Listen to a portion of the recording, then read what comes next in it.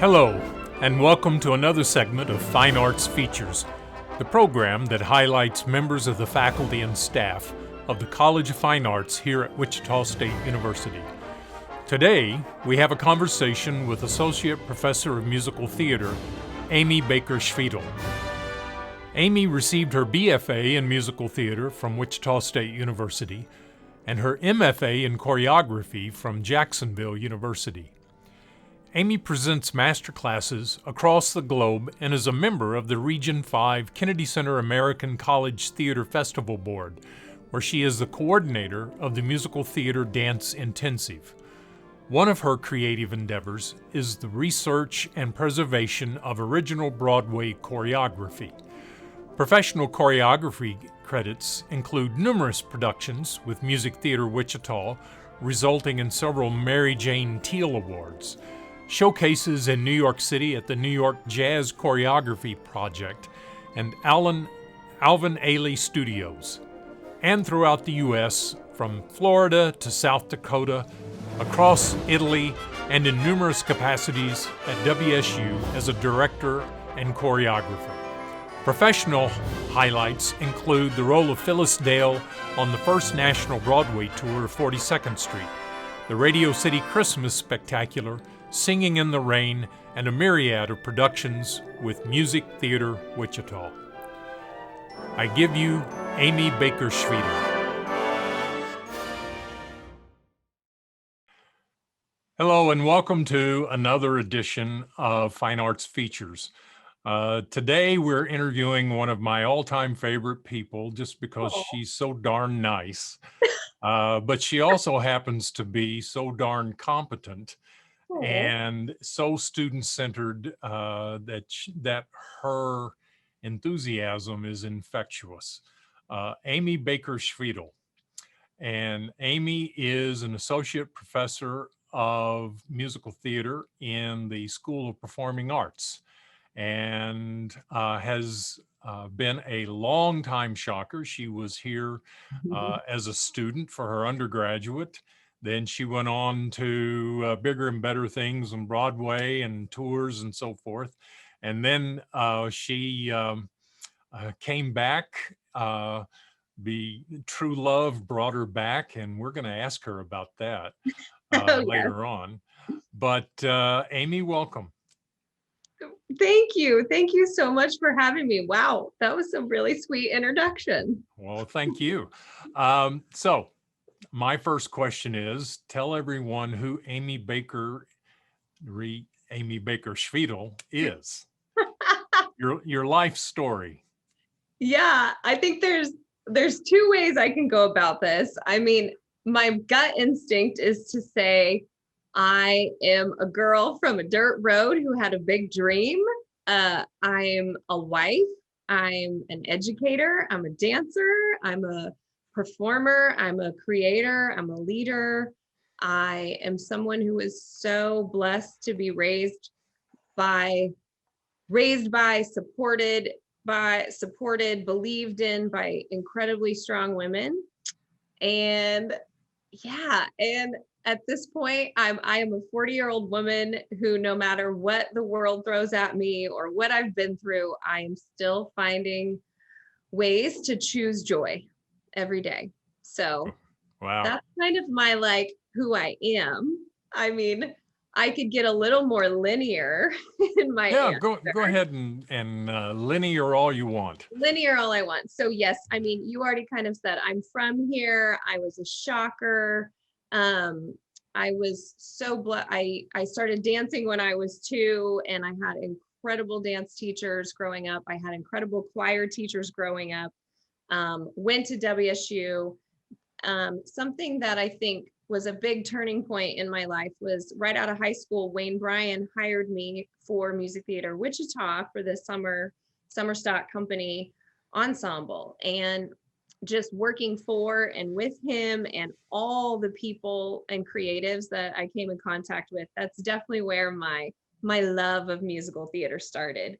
Yeah. And then, I did that for 5 summers. So I think when you're in that environment and you're surrounded by those types of people, it just makes total sense that even though you're this girl from a small town, of course you're going to go to New York City, and you're going to go for this big dream because everyone around you is. So it just made sense that I went to New York, and oh, I got to do such cool things, Rodney. My in some ways my dream was pretty narrow. I wanted to be in 42nd Street, gosh darn it. And so thank God I got to tour the country on the first national Broadway tour of 42nd Street and play a role. I got to work at Radio City. Lots of great regional theaters, so really cool industrials, like met John Legend on one of my projects. Just stuff that I'd never dreamed of. It was so cool. But yes, as you alluded to earlier, then I started feeling very pulled towards home. And I'm so glad I came back, because not only did I start teaching as an assistant professor at WSU, I reconnected with my high school sweetheart. 14 years had gone by, and I reconnected with my high school sweetheart, Nate Schwiethale.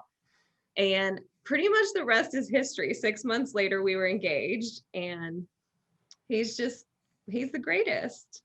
Well, tell everyone a little bit about Nick. Nate, about what did I say? Nick. I was like, Nate. Well, Nick Johnson is the director of dance. Yeah. Nate works for the city, and he specifically worked downtown for most of his career. So he was coming in contact with a lot of homeless individuals. And so he started what's called the Homeless Outreach Team. And it is this incredible program where you get homeless off the streets and you get them into permanent or transitional housing. And then from there, you work with them to get them a job. And before you know it, they're paying like 75% of their bills on their own, and they're getting reintegrated back into society. And it's just been something so positive for our community. It's been something so just enlightening for us as a couple and humans to know all these people and to experience their stories and go through some of this with them. And then, it's led to these really big things where he's working with the federal government on best practices in policing and community policing and all this proactive community-based policing. So and he's doing this all within the context of being a police officer, a Wichita police officer. That's a pretty tall order for someone who wears a net on his head. Now you got to explain. Now I have to explain that, don't I? Yeah. Nate is one of my favorite people to play verbal volleyball with. But first of all, I wouldn't want to be in a dark alley and meet him.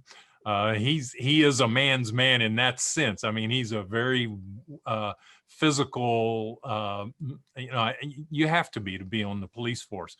But on the other hand, he's got a great sense of humor. And so we've encountered each other a couple of times at basketball games, and he's had he has this, some people have the foam finger. Well, Nate has this basketball net that you can put on your head. and he has a shaved head on top of that. So, it's a pretty funny sight. Yeah. We're huge Shocker fans. But he, as I say, he is someone who is a very physically he looks a type, and yet to know him, he is a humanitarian of the first order, both programmatically and personally. So I have an amazing amount of respect for him. Particularly his good judgment in who he decided to marry. Oh, no, seriously. Thank you, Rodney. That means a lot to But you are an example. Both of you are an example of a couple that really adds so much to this community and to Wichita State. I can't say enough good things about what the two of you have done and continue to do. particularly in the throes of this pandemic as we're doing that. Tell me a little bit about how the pandemic, I mean, you are in the events industry, which has basically been brought to its knees right now.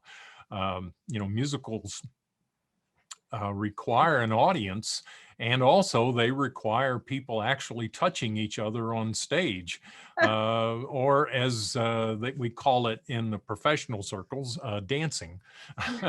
Yeah. So tell me what all you've had to do in order to accommodate a learning environment for our students. Um, well, perfect. I just left music theater dance class right before this. And so I'll just kind of paint you the picture of what it is to what it's like to walk into a dance class now. And so much of this is thanks to my dance colleagues doing copious amounts of research on safety protocols. But so you walk into the dance studios now, and we have blue squares taped out on the floors. So everyone is in a box. And of course, we're all in masks.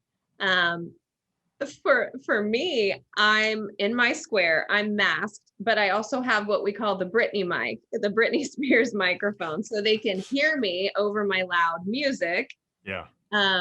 So I'm all mic'd up, and then, we're not traveling across the floor. We're not doing any partnering work like that. But I will say what's been so interesting about it, at first, it was such a huge change, and no dancer wants to hear, a year ago, you've got to dance in a box. But for a year. For a long time. You remind me, when you say that, you remind me of Amal and the Night Visitors. One of the kings. I love that show. Yeah, one of the kings. This is my box. This is my box. Okay, so I always sing that to Chasten Simmons. He's one of our majors, and he's got this huge voice. And I always say, "This is your box. This is your." Oh, I did Amal and the Night Visitors for years. Oh, wow. That's funny. Wow. I danced in it, and then I choreographed it. Anyway, love them all. So what else do you do with the students to accommodate a pedagogically satisfying activity? Yeah, so with an applied learning experience, put it that way. This was huge. In the fall, so we didn't do a main stage musical in Wilner Auditorium with all our fabulous patrons, right? We teamed up with Shocker Studios and their fabulous students. And so our musical theater seniors and Shocker Studios students work together to collaborate and create what I would call a virtual senior showcase. So each senior they didn't do partnered scenes. It was just, each senior did 3 pieces, but we were working down at Shocker Studios with a film crew and a sound crew, and everyone's social distanced, but we were able to capture some art on film and then share that virtually with, our patrons, the students' parents. And it ended up being such an incredible show. The students weren't involved in a main stage show, so they had more time in the evenings to really delve deep into their character development. And then we all learned how to make a film, almost how to make a virtual event. I mean, Trevor Seil, he's a senior music theater major. He took the lead on that and just learned so much about editing and filming and post-production, pre-production, and how to work with the whole crew of his peers. So, I mean, we're learning. If there is a silver lining, and there's not much of a silver lining to this pandemic, I'll say a pewter lining to this pandemic. There we go. It's that the timing was propitious, in that if it had happened 5 years ago, we would not have had the resources of Shocker Studio to fall back on. Exactly. With that backdrop, we all keep saying when things get back to normal. But I don't think normal is going to be the normal that was normal back when things were normal. I don't either. And What sorry. do you think the new normal will be? Well, here's what, okay, I don't know what it will be, but here's what gives me hope, Mhm, that our students, and I've talked to them already this week about it mhm, as we've started classes, our students coming out of this pandemic, our students will be the ones that decide what the arts become. And I mm. think that is so empowering. They're the ones who are right alongside, at least me, I'm sure all of the professors, they're right alongside us figuring this out. And there's so much going on in the world right now that I think it's empowering and less scary and less sad if the students really realize they're going to, in 10 years, I'm going to be asking them, for a directing choreography job. They're the ones on the forefront of what the arts become. Yeah. And I think if we can instill that mindset in them, that's really cool. That's really empowering. That goes beyond, I'm going to go to an audition and get a job, you Mm. know? So Everybody references 100 years ago when we had the the pandemic. It's called the Spanish flu, even though Fort Riley, Kansas, was where the first recorded um, case of the flu hit. But that was a pandemic equal to this one. Millions of people died.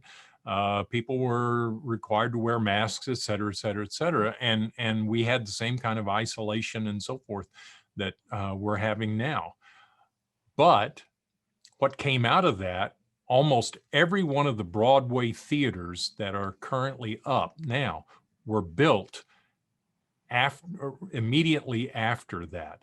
So many of the wonderful, particularly in America, plays and musicals and so forth that became classics came right after that.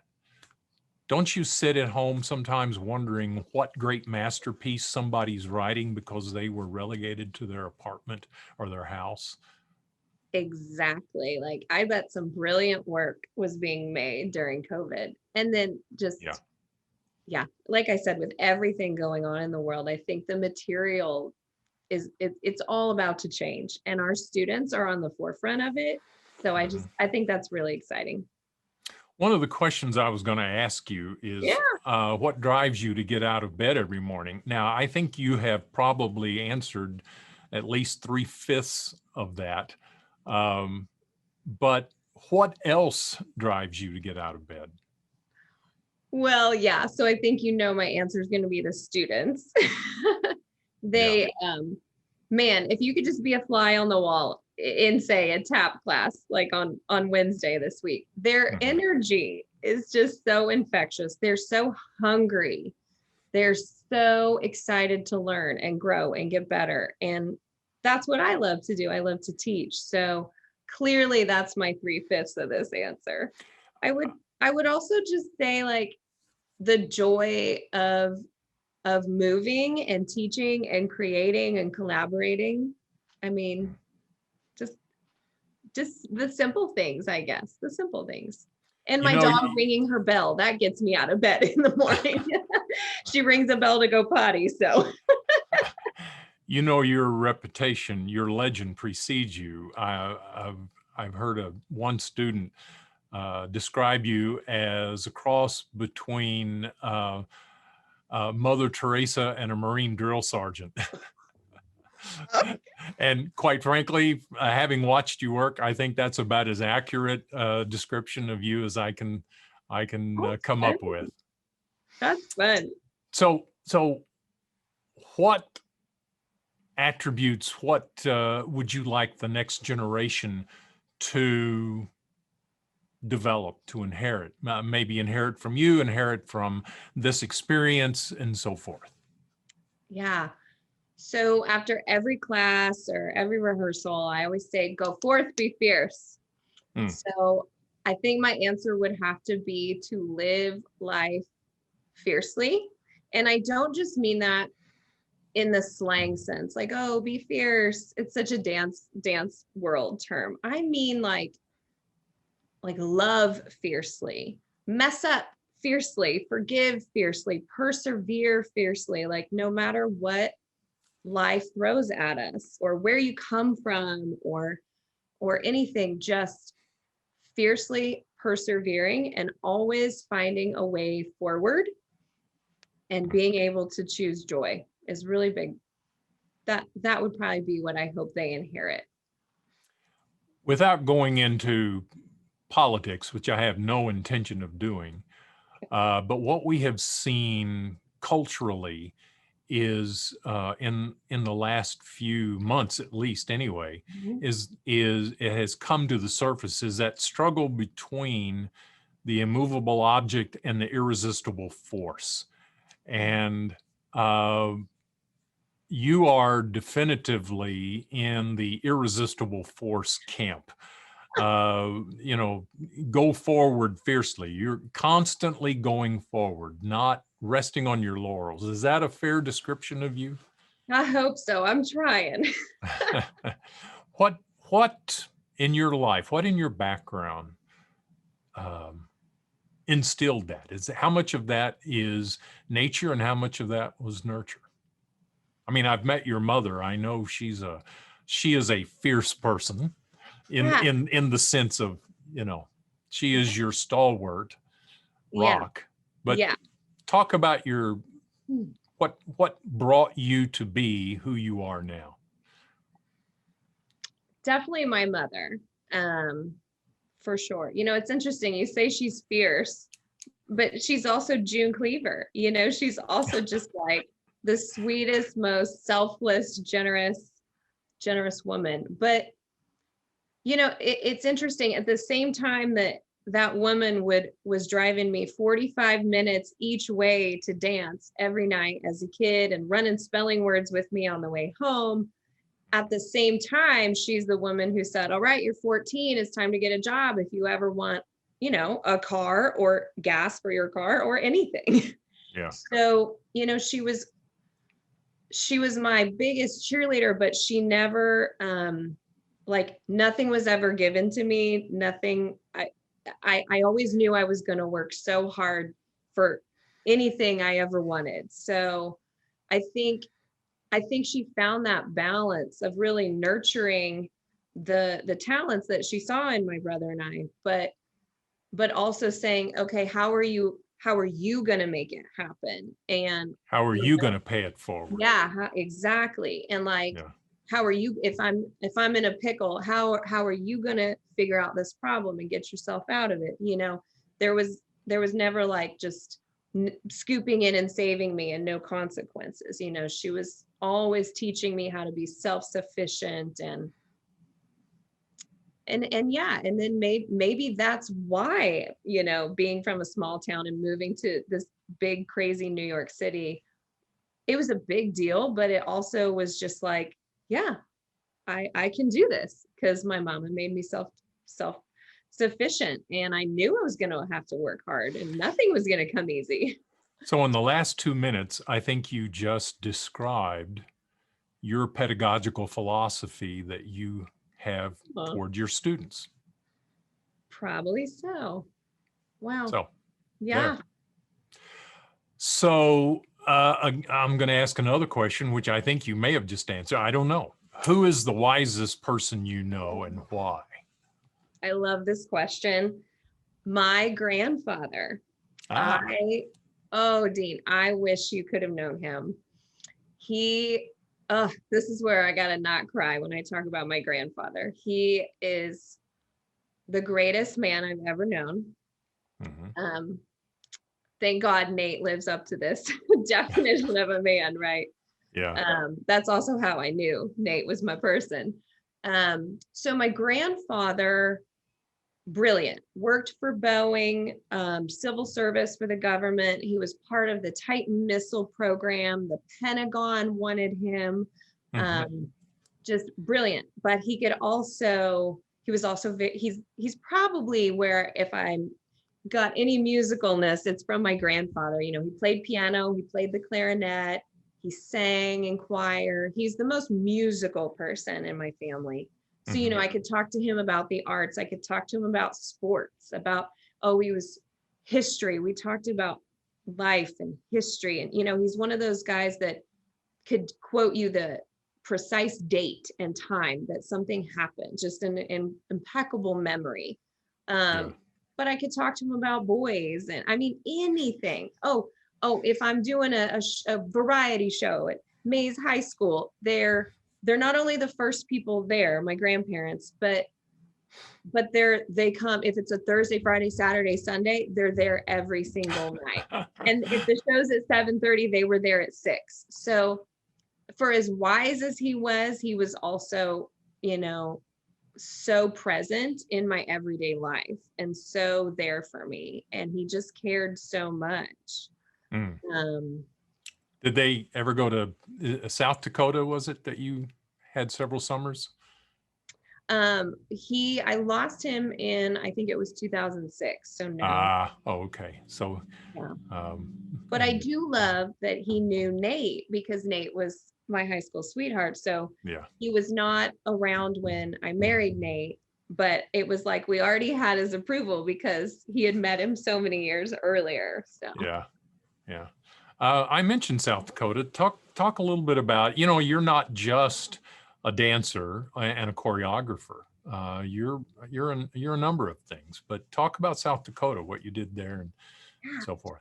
Yeah. So I love directing. I love the big picture. I love the exploring the concept of how we're going to tell this certain story. So I've really gotten into directing and choreographing, and a place that's really allowed me to flourish and blossom and explore all that is Prairie Repertory Theater in Brookings, South Dakota. It's tied to SDSU, South Dakota State University. And yeah, I met all of these incredible professors there through the Kennedy Center American College Theater Festival. And I mean, it all kind of started when we took Smokey Joe's to the regional festival, and the students they just killed it. It was amazing. And the students and the school won so many awards from that through the National Kennedy Center in DC. And so Jim Wood, who is on a big mover and shaker with KCACTF, he said, we're doing Smokey Joe's this summer. Why don't you come and do it with us? And that's kind of how the whole relationship began. But I love working there. And they have a theater program and a dance program. They don't have a specific musical theater program yet. So I feel like I also get to offer a lot educationally when I go there. Like I'll give classes and stuff. I won't just do the shows. So it's amazing. So musical theater. How do you, I'm going to get up into the helicopter on the looking at the horizon. How do you see musical theater changing, evolving? And I would have asked this question regardless of the fact that we were in a pandemic. I would have asked this of you because as you have already said, if you're not moving forward, you're not moving. And same thing is true of musical theater. How do you see it evolving, particularly now that it's been put on, that evolution has been put on fast forward with the situation that we currently find ourselves in? What do you see 10 years from now in music theater? I think we'll be telling stories in a much different socially constructed way. And I think that's cool. I think the word type will be gone. I think the casting process will have totally changed. I think we will have to find a way to make it even more accessible to people. And and as much as I love going to a Broadway theater and seeing a show, I just wonder, is there a way to, this is going to sound crazy, but is there a way to Hulu to Amazon, to Netflix, so to Live speak. stream, maybe. Yeah, Netflix. Yeah.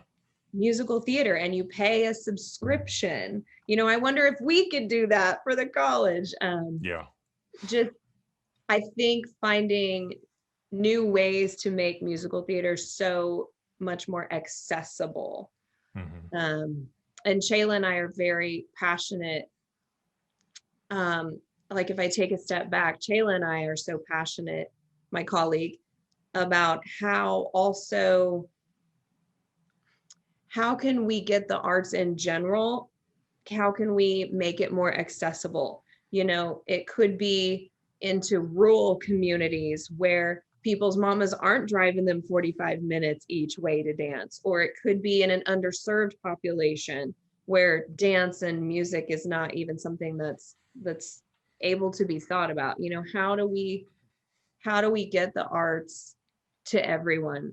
How do we get everyone, get them access, so to speak, even if it's just to exposure or training? And I think the big answer in there has to do with something like I'm trying to explain, like a live stream and Netflix subscription kind of thing. Mm-hmm. I don't know. I think I got to glimpse a little bit through the keyhole when I watched Music Theater Wichita's production of American in Paris. Oh. And maybe even a little bit the Hunchback of Notre Dame, Mm-hmm. where they utilized multimedia formats, actually moving film or moving animation anyway on some of the sets and things like that. Talk about that a little bit. I mean, I love that approach. I also think it's much more cost effective. Mm-hmm. As as a dancer, choreographer who then came into directing, again, I love what you're talking about because it makes the show seamlessly transition, Mm-hmm. and that old school, we finish the number, it goes dark while you clap and you hear set pieces moving around. That is such a thing of the past. So I think exactly what you're talking about is where we're going with the visual environment of the world. Mm-hmm. Because I think a show is all about its transitions. So okay, I'm going to switch gears a little bit. okay. We've talked about all the different things that you do and can do and have done and so forth. If you could learn to do anything that you don't do now, what would it be? I want to learn to play the guitar so I can sing my country music and play guitar. It is just not like I have 3 guitars. I keep trying. Oh, okay. And if you know me, like if I put my mind to something, I'm going to do it. And so it just boggles my mind why I can't make this happen. So someday I will play the guitar and sing my country music.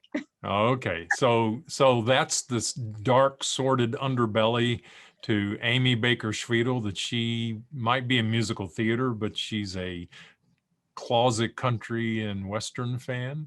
It's not closet. My students tease me about it all the time. So I love old school country and red dirt country. Anyway, my students tease me about it. Okay, now you're talking my yeehaw music. Now you're talking about what? The students call it my yeehaw music. Oh, yeehaw. Okay. So who are some of the artists that you like? Who are some of the Cody Johnson. I love Aaron Watson. Mm-hmm. Yeah, I mean. Well, you're talking old school Texan here. I don't know if you know this about me, but at one point I was offered a country and Western contract. Rodney, that's another story for another interview. But you can't grow up in West Texas and not be exposed to country music. So when I say the term red dirt. Yeah. Yeah, you know it. Okay, I love that you know what I mean. Yeah, or country swing, or and no, I grew up. Willie Nelson was my man. you know, and a lot of people don't realize how influential Willie Nelson was before Willie Nelson became Willie Nelson. He Yes. was a songwriter and wrote a lot of the great classics that other artists perform, like oh gosh, now I can't think of her name. Crazy, Oh, Patsy crazy, Cline. Patsy Cline. You Yeah. know who was is Patsy Cline was the Ella Fitzgerald of country Of music. I mean, country. Yep. she is the voice. Oh yeah. But Crazy was actually a Willie Nelson song. Yes, it was. Yeah, yeah. Oh, we'll have to nerd out about this sometime. Okay. So I'm gonna shift gears a little bit. When I talk to, I'll say, old school faculty that talk about when they came and they were students, that there was this real line of demarcation between quote unquote classical music and popular music. In fact, I remember, he will remain nameless, but one of our music theory faculty who was a student at Wichita State back in the day, he said they weren't allowed to play jazz because jazz was considered a lesser form of music and so forth. So, Can't tell Will Flynn this story. no, he can't tell. No, but uh, music is a totally evolving art form. Theater is hopefully an evolving art form. But talk about the evolution of dance. How? Oh, my brain was going down I mean, the I know theater track. I know that dance has this past where you were either a ballerina or you either danced classical ballet or you danced lesser music. But the 20th century, a lot of the 20th century is the irresistible object. The irresistible force moving the immovable object of ballet. Talk a little bit about that. Enlighten us. Enlighten us. Well, and again, my sensitivities or whatever lie more in musical theater forms of Sure. dance. So I mean, I'm thinking about the brilliant answers my ladies Chayla and Sabrina and Denise could give you. Yeah. Ooh, I mean, sorry, my brain is going back down like the music theater realm where, you know, you had in the beginning, you had all this popular music was making its way into musicals. Like if you think of Gershwin, Yeah. you know, oh my, there's like 6 different shows that have his tunes in them in different orders, you know. And then we enter this realm of, you know, after Oklahoma, no, it's we're gonna the songs and the lyrics must advance the plot, must advance the character development, you know. And while I think we're still doing that in musical theater, I think we've also really branched out as far as genre and style of music and shows. That's, I mean, I get really excited about that. But as far as dance goes, dance to me is really, it's really shifting, you know, and especially in the musical theater world, I think about how even for me, you could get away with being hired as just a dancer, you know, just a dancer. And, you know, okay, she can sing in the ensemble and, you know, she can deliver some lines, but now you've got to be proficient in every dance form. You've got to be able to sing your face off in any style. And you've really got to be a proficient actor who can cover, I would say, at least 6 roles. And then, oh, if you have, you know, Cirque du Soleil aerial skills, that would be great. You know, oh, do you play an instrument? I mean, the demand on, I would say, performers in general, you know, going even beyond dancers is just, it's gotten so great. I mean, and then the only thing I was thinking of with your question specific to dance, it's why the dance faculty and I worked so hard together on a commercial dance certificate, because Yeah. we see where dance is going, and Hmm. this I'm going to just be a classical ballet dancer or just a modern concert dancer, I would say, is a thing of the past. You've got to be so versatile to do all sorts of jobs in the arts industry. I think we are really well positioned when it comes to, and I'll use a broader term, movement, Hmm. because we have faculty and curriculum that are faculty that are experienced in and curriculum that is immersed in all different forms of movement, all the way from, I know we have ballet.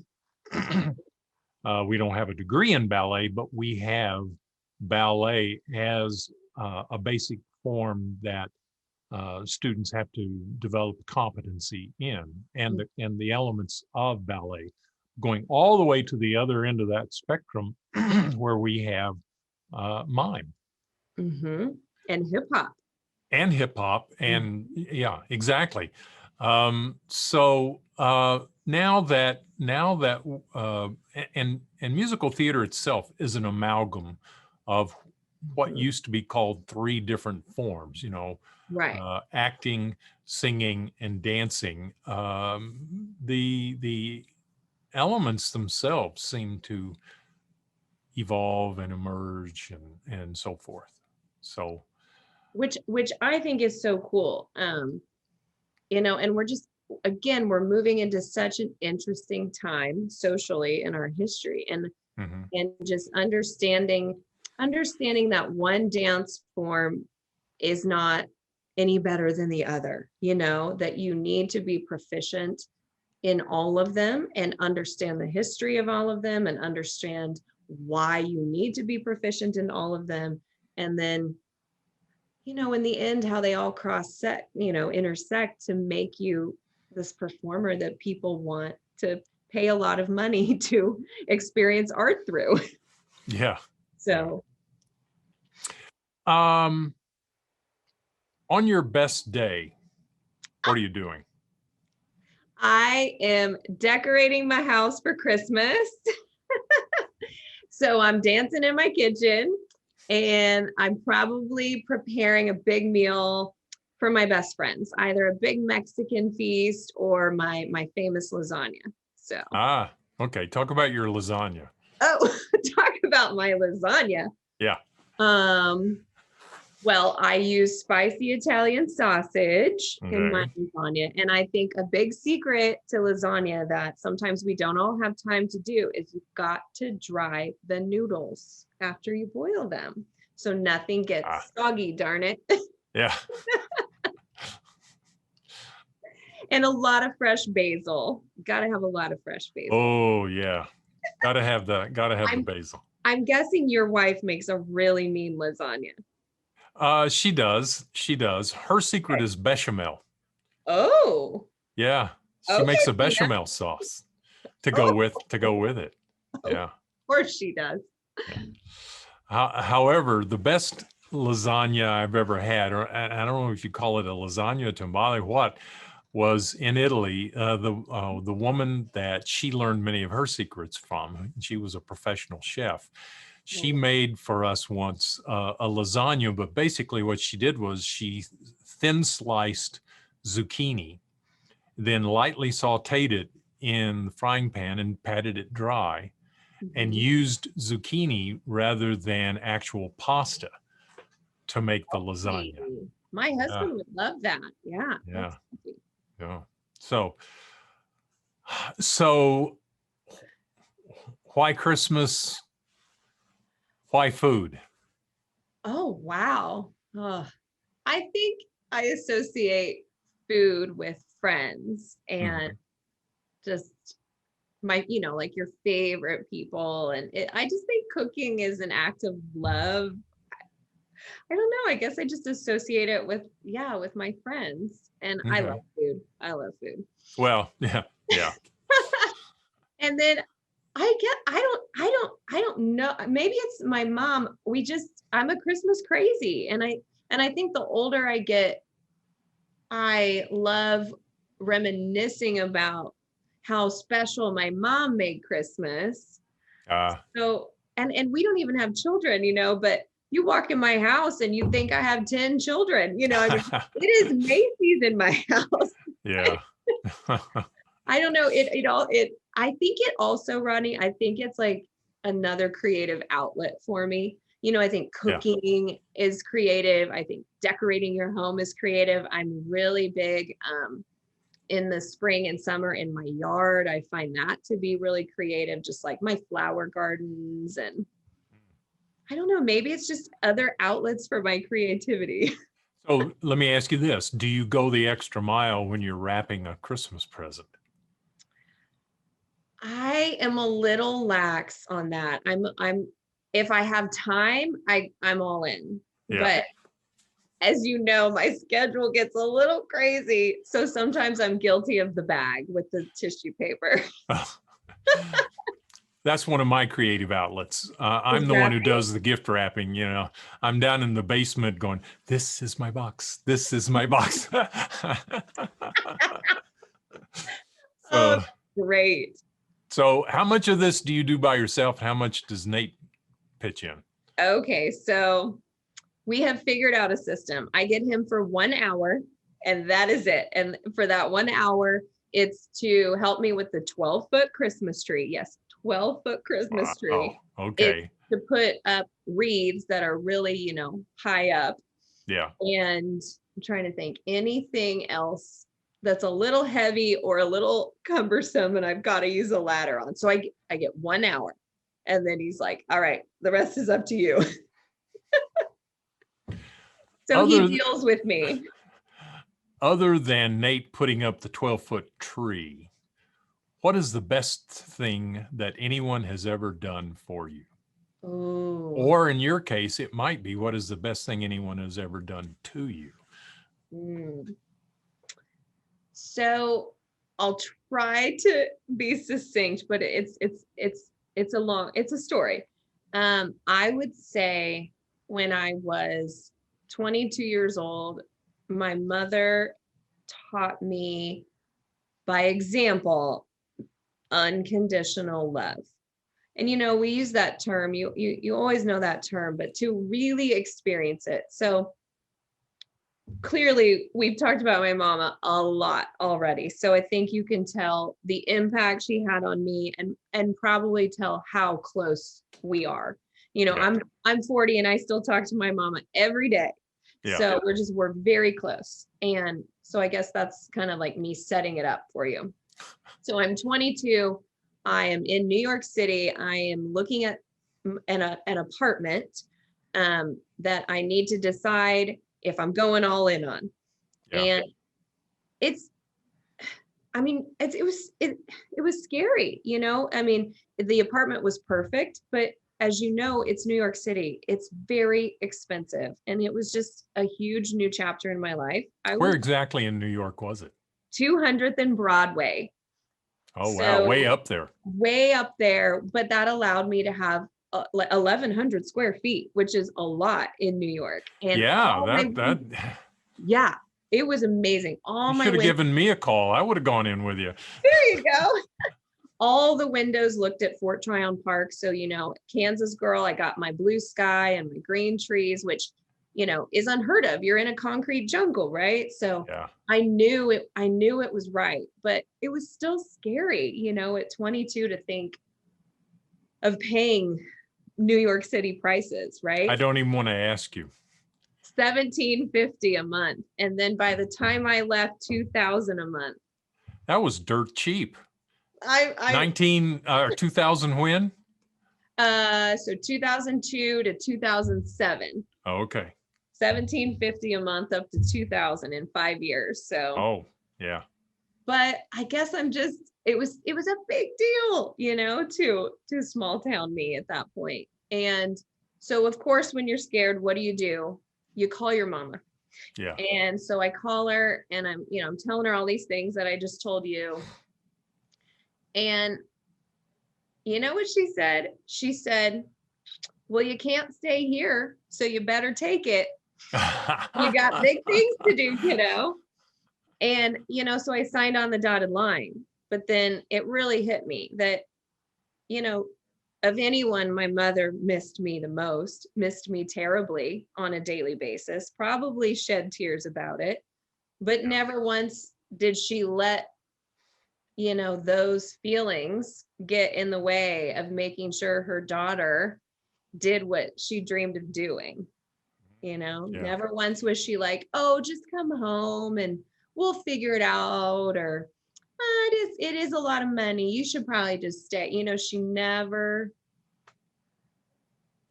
She never played into probably how she was feeling. And that, I don't know, that was just huge for me. That's a literal example of the bird kicking the chick out of the nest, and so it would fly. Yes. But I have to say, to show people how off the beaten path you were, 1,100 square feet is approximately the same size that Pina and I had down in Washington Square Village, which is just a block south of Washington Square Park. Yeah. And we paid that amount plus a little bit more. And because we were at NYU and NYU owned the building, we only paid half the market value. Oh, wow. Yeah. And that was in 1990. That's such a great area. I love it is. It is. It really is. But no, there are times when I really miss New York, and then there are times when I think you couldn't pay me enough money to move back. Yes, I couldn't agree more. I'm going to turn serious a little bit. Okay. What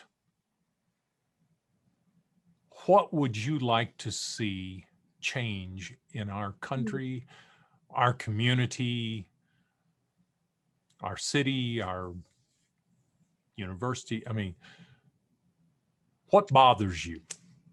Yeah, I dream of the day when we can all have open, respectful, effective, eloquent, collaborative conversations again that revolve around politics. We are so blessed to have so many people in our lives that think so differently than us, and we're able to have this incredible, not just civil discord, but enlightening conversations. And I wish that somehow I could take what Nate and I have with so many of our close friends and blow that up on a world scale, or even, Lord, teach a class on it, Yeah. So just to be able to talk about politics again in a civil manner. Yeah. Okay. That's a good way to put it. Last question. Okay. What would you like your obituary to say about you? That's a big question, Rodney. Oh, I know. It's a big one. So I guess probably three things.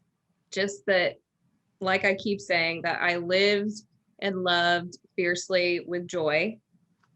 And so, but my biggest thing is that I was an awesome wife, and that my husband felt loved and adored and free to be his absolute self in our marriage. And then on a bigger level, that I empower young people to do things that scare them. Like, they have these big dreams and maybe they just need that little push of confidence or courage, but that kicking them out of the nest, but knowing they can do it too. Got the skills and the tools and the wherewithal to do something that might scare them, but is also going to change their life. So I think that's my simple answer. Okay, great. Amy, I can't tell you how wonderful it's been to have this conversation with you. You are truly one of the bright and shining lights in this college, this university, and this community. You have accomplished so much already in your young life, and there's so much more ahead. And I know that as long as you draw breath, you're going to continue to be the irresistible force. I know you've put those skills toward me on more than one occasion. You may think you got away with it, but you didn't, even though I said yes. But that's exactly what I hope for when we hire a faculty member, somebody who is constantly moving forward. And we got that when we hired you. And again, I want to thank you so much for everything that you have done, everything that you will do, and particularly in this pandemic, everything that you are doing. So Thank you, Rodney. thank you very much. Thank you so much. This is fun. I've enjoyed it very much. All Bye-bye. right. Bye-bye.